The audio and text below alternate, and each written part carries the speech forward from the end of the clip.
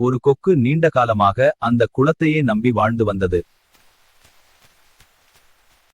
வா நண்பா வா, ஏன் கவலையாக இருக்கிறாய்? எனக்கு வயதாகிவிட்டது, இனி தூர இடம் சென்று மீன் பிடிக்க முடியாது, இங்கே தங்கிவிடுவதுதான் நல்லது என்று யோசிக்கின்றேன். உன் யோசனை நல்லதுதான், ஆனால் இந்த குளம் இன்னும் சிறிது காலத்தில் வற்றிவிடும்.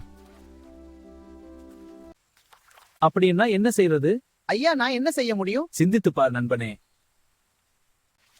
ஐயோ, என்னால் முடியாது. நான் இறப்பதானால் இங்கேதான் இறப்பேன், வேற இடம் செல்ல மாட்டேன்.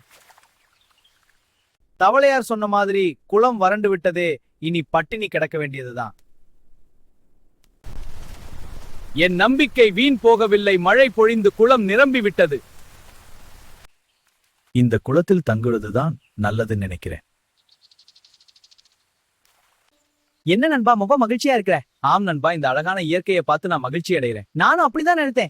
நான் கடவுளிடம் நம்பிக்கை வைத்து மழை வேண்டும் என்று பிரார்த்தித்தேன். கடவுள் மழையை தந்துவிட்டார். கடவுளை நம்பினோர் கைவிடப்படார் என்பது சரிதான் நண்பா.